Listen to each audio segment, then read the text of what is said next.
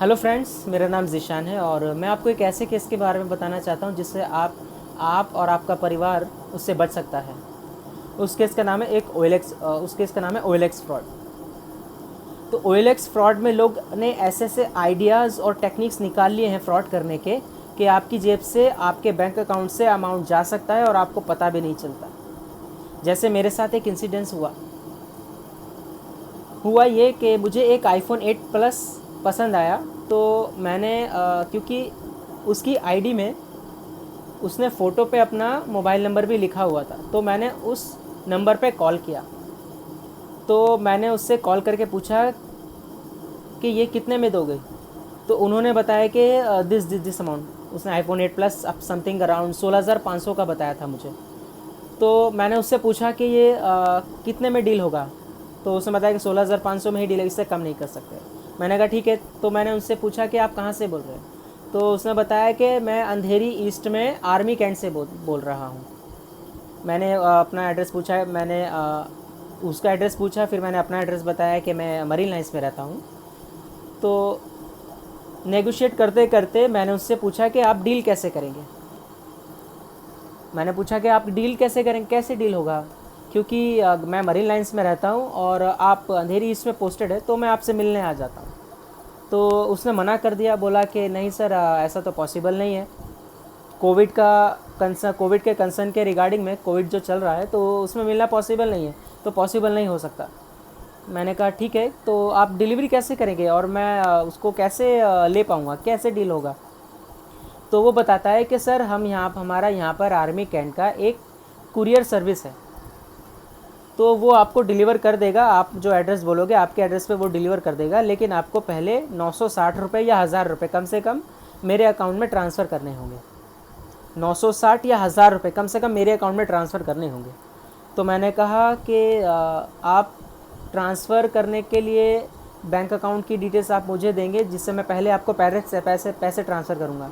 तो मैंने कहा कि कुछ रीज़नेबल अमाउंट आपने मुझसे लिया नहीं। कुछ रीज़नेबल अमाउंट एक होता है कि 50% आप पैसा मुझे दे दीजिए और 50% जब आपको मिलेगा तो मिलने के बाद आप ट्रांसफ़र कर देना पैसे। लेकिन उसने मुझसे ऐसा कुछ भी नहीं पूछा। उसने बोला कि सर आपको आप डिलीवरी चार्ज दे दीजिए बस, और उसके बाद हम आपको, जब आपको मोबाइल मिल जाएगा तब आपको सारे पैसे उस कुरियर बॉय यानी डिलीवरी बॉय को आप दे देना। मैंने कहा ठीक है। लेकिन सपोज़ मैंने उनसे पूछा कि लेकिन सपोज़ अगर मैंने आपका मोबाइल ले लिया है, लेकिन स्टिल मैंने आपको पैसे ट्रांसफ़र नहीं किए, तो उसको पैसे नहीं दिए, तो क्या होगा। तो उसने बोला कि सर कोई बात नहीं, आप मेरा कौन सा इतना ज़्यादा पैसा ले जाएंगे, आर्मी का आप मेरा कौन सा इतना ज़्यादा पैसा, कौन सा मेरा नुकसान हो जाएगा। मैंने कहा ठीक है, लेकिन सर आप एक आर्मी के ऑफिसर हैं, आपको मैं रेस्पेक्ट के खातिर मैं ऐसा पूछ रहा हूँ, आपका नुकसान हो जाएगा सर। तो उसने बोला कि कोई बात नहीं सर, कोई बात नहीं, आप सिर्फ आपको पैसा देना होगा डिलीवरी चार्ज के, और कुछ नहीं देना होगा। जब आपको मोबाइल मिल जाएगा तो आप उसको पैसे दे देना, पूरे पैसे दे देना। अब आप खुद सोच सकते हैं कि बिना पैसे लिए कोई iPhone 8 प्लस कैसे दे सकता है, वो भी ऑनलाइन, वो भी डिलीवरी करेगा। पहले डिलीवरी होगी, लेकिन पहले मैं उसको पहले ट्रांसफ़र करूँगा, उसके बाद डिलीवरी होगी। आप सोच सकते हैं। लेकिन फिर उसने मुझे बाद में बताया, जब मैंने उसे धीरे धीरे पूछना स्टार्ट किया कि ये फ़्रॉड है, मैं जानता हूँ आपके पास मोबाइल नहीं आएगा। काफ़ी सारे ऐसे केसेस मैंने देखे हैं OLX पे। आप मोबाइल नहीं देंगे, सिर्फ ऐसे आप लोगों को लूटते हैं, उनसे डिलीवरी चार्ज लेते हैं, डिलीवरी चार्ज ले करके आप मोबाइल कुछ नहीं भेजते हैं, कुछ भी नहीं आता है। तो वो धीरे उसने बताया कि मैं करता हूँ, तो तुम क्या कर लोगे।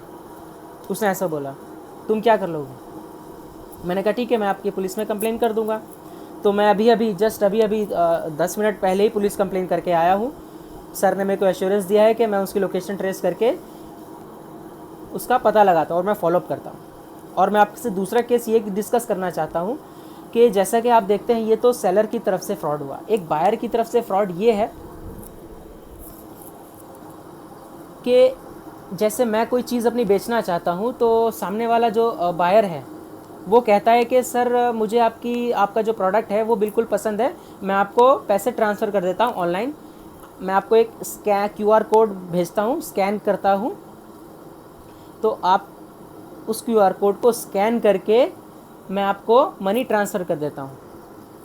तो सेलर ने पूछा कि आपने बिना प्रोडक्ट देखे, बिना उसे जांचे परखे आपने ये प्रोडक्ट पसंद कर लिया और आप पैसे भी देने को तैयार है, लेकिन मैंने डिलीवरी नहीं की तो आपके प्रोडक्ट की, तब क्या होगा?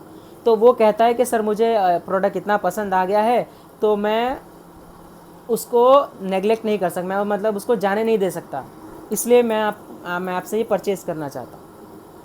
ठीक है, लेकिन हुआ क्या, जैसे ही बायर ने क्यूआर कोड